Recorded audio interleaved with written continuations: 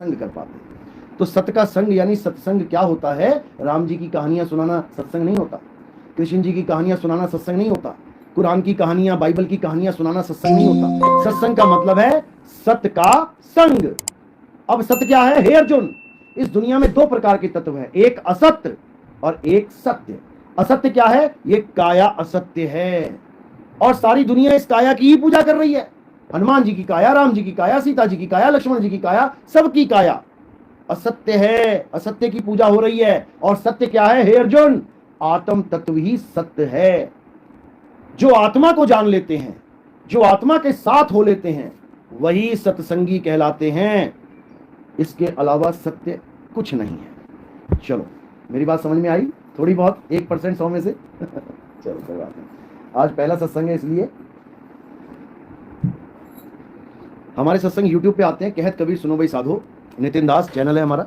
आत्मा को जानेंगे कैसे? हाँ, आत्मा को कैसे जानेंगे इसको समझ लो।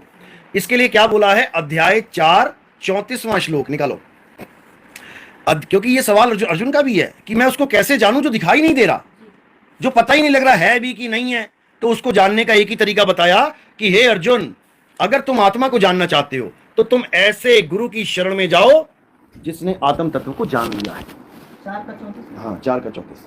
उस ज्ञान को तत्वदर्शी ज्ञानियों के पास जाकर समझ, सुनो। भली-भांति दंडवत प्रणाम करने से, हाँ। उनकी सेवा करने से और कपट छोड़कर सरलता पूर्वक प्रश्न करने से वे परमात्मा तत्व को भली-भांति जानने वाले ज्ञानी महात्मा तुझे उस तत्व ज्ञान का उपदेश करें। क्या बात है, ला दिखाओ। अब इसको समझ लो अच्छी तरह। जो आपका सवाल था कि आत्मा को कैसे जाने, तो क्या कह रहे हैं कि उस ज्ञान को, यानी जो ज्ञान मैं तुझे समझा रहा हूं, दोनों पक्ष को रोक दिया। पता है ना, वहां समय को रोक दिया गया और केवल अर्जुन और कृष्ण जी में वार्ता चल रही है।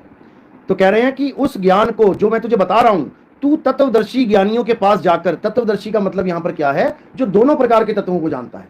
एक तो ये 5 तत्व जिसको आप भी जानते हो, हवा, पानी, आग, धरती, आकाश, और एक आत्म तत्व जिसको आप नहीं जानते हो, क्योंकि आपका सवाल ही यही है, हम उसको कैसे जाने। तो तत्व ज्ञानी, तत्वदर्शी ज्ञानियों के पास जाकर समझ, उनको भली भांति दंडवत प्रणाम करने से, उनकी सेवा करने से और कपट छोड़कर सरलता पूर्वक प्रश्न करने से वे परमात्म तत्व को यानी आत्म तत्व को भली भांति जानने वाले ज्ञानी महात्मा तुझे उस तत्व ज्ञान का उपदेश करेंगे। उपदेश का मतलब होता है नाम दीक्षा। यानी आप गुरु के पास क्यों जा रहे हो? नाम दान लेने। अब नाम क्या चीज है? जिसको तो पता है कि नाम क्या है वो तो तुम्हें नाम देगा, और जिसको नहीं पता है कि नाम क्या है वो तुम्हें 52 अक्षर देगा। 52 अक्षर यानी ये जो अक्षर लिखे हुए हैं, इन्हीं में से कोई अक्षर उठा के दे देगा। रा मां। अब जपो घर जाके राम राम राम राम, या किसी ने दे दिया राधे, अब जपो जाके राधे राधे राधे, माला फेरते रहो राधे राधे राधे। ये सब नकली हैं, ये सब नकली हैं, क्योंकि ये अक्षर नकली हैं। असली क्या है? वस्तु असली है। जैसे पानी, 2 प्रकार के पानी है, एक तो गिलास में पड़ा है असली है, और एक मेरे मुंह से निकल रहा है पानी। पानी क्या निकल रहा है मेरे मुंह से? अक्षर। पानी पानी। अब एक असली है जिसको पी के तुम्हारा गला गीला हो जाएगा, और एक नकली है जिसको बोल बोल के तुम्हारा गला सूख जाएगा। ज्यादा बोलने से गला सूख जाता है ना, बीच में पानी पीना पड़ता है। अब तुम पानी पानी बोलो लगातार 2 घंटा, तुम्हारे गले की ऐसी तैसी हो जाएगी, सूख जाएगा बिल्कुल, और तुम करते रहोगे पानी पानी पानी। भैया पानी दो जरा। यानी पानी पानी बोलकर भी तुम प्यासे रह गए। इसी प्रकार राधे राधे बोल के भी तुम बिना राधे के चले जाओगे इस दुनिया से। राम राम बोल के भी तुम बिना राम के चले जाओगे इस दुनिया से। अल्लाहू अल्लाहू करके तुम बिना अल्लाह के चले जाओगे इस दुनिया से। गॉड गॉड वाहिगुरु वाहिगुरु जप के तुम बिना वाहिगुरु के गॉड के चले जाओगे इस दुनिया से। तुम उसको जान भी नहीं पाओगे। अब क्या होगा? अब तुम्हें ऐसा गुरु मिलेगा, अगर मालिक की दया हुई तो वो क्या करेगा? सोई गुरु पूरा कहावे, 2 अक्षर का भेद बतावे, एक छुड़ावे। ये पानी पानी जल जल वाटर वाटर छोड़ इसे, ये अल्लाह अल्लाह वाहिगुरु वाहिगुरु राम राम कबीर कबीर छोड़ इसे। तो क्या करूं गुरुजी? एक लखावे। वो तत्वज्ञानी तुम्हें परम तत्व आत्म तत्व का उपदेश करेंगे। तब तुम्हें पता लगेगा कि अच्छा मेरी आत्मा ऐसी है। जब तुम्हें ज्ञान दीक्षा मिलेगी, उसके बाद जब तुम आत्मा से कनेक्टेड हो जाओगे, तब तुम्हें पता लगेगा अरे भाई ये तो मैं ही हूं। यानी मैं जिस आत्मा को सोच रहा था कि आत्मा कैसी है, अरे मैं ही तो आत्मा हूं। आप क्या हो, शरीर हो कि आत्मा हो? क्या हो? लेकिन जानते नहीं हो कि आप आत्मा हो। क्या है आत्मा? यानी तुम खुद को ही नहीं जानते। और तुम किसको जानते हो? जो तुम्हें शीशे में दिखाई देता है, उसको तुम बहुत अच्छी तरह जानते हो। यानी तुम अपने आप को शरीर करके इतना ज्यादा जानते हो कि बचपन से लेके आज तक तुम अपने आप को शरीर ही मानते रहे। तुमने एक बार भी नहीं सोचा कि ये शरीर तो मिट्टी का है, मांस का है। क्या मैं मांस हूं? ये शरीर तो खून का है, क्या मैं खून हूं? ये शरीर तो हड्डी का है, क्या मैं हड्डी हूं? मांस, खून, हड्डी, तीनों यहां पे ढेरी लगा दो, मैं क्या हूं इसमें? मेरी मां कौन है? क्या मेरी मां मांस है? क्या मेरी मां ये खाल है या बाल है? मेरी मां है कौन? हम समझ ही नहीं सकते कि मेरी मां है क्या, मेरे पिता है क्या। अरे मैं हूं नहीं सकते जब तक हमें कोई गुरु नहीं मिल गया। गुरु ही बताता है, अरे बेटा तू शरीर नहीं है, तू आत्मा है, अपने आप को जान। और जब हम अपने आप को जान लेते हैं, उसके बाद हमारी कभी मृत्यु होती नहीं।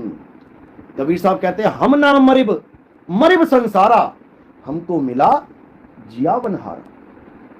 यानी मुझे वो मिल गया जिसकी वजह से ये काया जिंदा है। जब मुझे वो मिल गया और जो मुझे मिला मैं ही वो हो गया। तू करता, अरे तू भया, मुझ में रहा ना हूं। यानी मैं तू करता, तू ही हो गया। मैं आत्मा आत्मा आत्मा करता, मैं ही आत्मा हो गया। अब मरे कौन? आत्मा कभी मरता ही नहीं है। तो ये आत्मज्ञान है, इसमें किसी पत्थर की मूर्ति की, किसी धर्म की, किसी जात की, किसी पात की जरूरत है ही नहीं।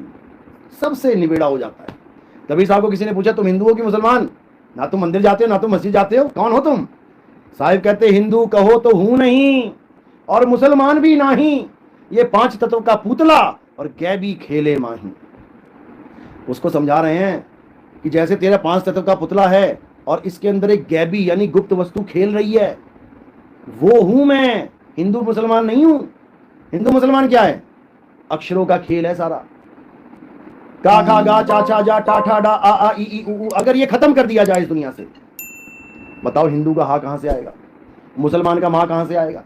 ईसाई का ई कहां से आएगा? राम का रा कहां से आएगा? शंकर का शाह कहां से आएगा? ये सारे नाम तब आए हैं जब आ आ ई ऊ तैयार हो गई, ये वर्णमाला तैयार हो गई तो दुनिया भर के नाम आ गए। किसने बनाई ये वर्णमाला? आदि मानव ने। जब आदि मानव आया तो कौन सी भाषा बोलता था? कौन से कपड़े पहनता था ब्रांड के? कौन सी चक्की का आटा खाता था? नंगा आया था, कपड़े पहनने को नहीं थे, भाषा बोलने को नहीं थी, यहां तक कि सर्दियों में आग जलाने को नहीं थी। तब धीरे धीरे धीरे उसने खोज करी आग की। जिसको खोजा उसका भी नाम ना रख पाया कि इसको मैं बोलूं क्या, क्योंकि अक्षर ही नहीं थे। धीरे धीरे अक्षरों की खोज हुई। भारत में हिंदी अक्षरों की, संस्कृत अक्षरों की खोज हुई। अमेरिका में इंग्लिश अक्षरों की खोज हुई। जापान में जापानी अक्षरों की खोज हुई। ताइवान में ताइवानी, बंगाल में बंगाली, हर जगह अलग अलग अक्षरों की खोज हुई। तब जाके ये नाम आए, तब जाके राम लिख पाए हम। राम अक्षर बने तब राम लिखा है। अक्षर बने तब हिंदू लिखा, अक्षर बने तो मुसलमान लिखा, अक्षर बने तो ईसाई लिखा। ये अक्षर आदि मानव खोजता ही ना। जैसे गाय ने नहीं खोजे, बैल ने नहीं खोजे, कुत्ते ने नहीं खोजे, चिड़िया ने नहीं खोजे, चींटियों ने नहीं खोजे, तो आज तक ये अपने बच्चों का नाम नहीं रख पाए। लेकिन इंसान सारे अक्षर खोज बैठा है। बच्चा पैदा भी नहीं होता, अभी पेट में ही है, क्या रखेंगे इसका नाम? पहले ही नाम चालू हो जाता है। क्यों? अक्षर खोज बैठा ये बेवकूफ। अब इन अक्षरों में ऐसा उलझ गया, अब अक्षर से बाहर नहीं निकल पा रहा है। तो साहिब कहते हैं 52 अक्षर जीव आधारा और आदि अक्षर जीव्या से न्यारा। यानी आदि अक्षर आत्मदेव। अगर आत्मा की साधना करनी है तो इन अक्षरों को छोड़ दो। राम राम जपना छोड़ दो, श्याम श्याम जपना छोड़ दो, राधे राधे वाहिगुरु वाहिगुरु अल्लाह अल्लाह करना छोड़ दो। अब गुरु के पास जाओ, अब वो तुम्हें बताएगा कि बेटा करना क्या है। तब तुम्हें समझ में आएगा कि मेरा इंसान जन्म सफल कैसे होगा। तब समझ में आएगा, नहीं तो नहीं आएगा, कितना ही जोर लगा लो। चलो, आज का लेसन बहुत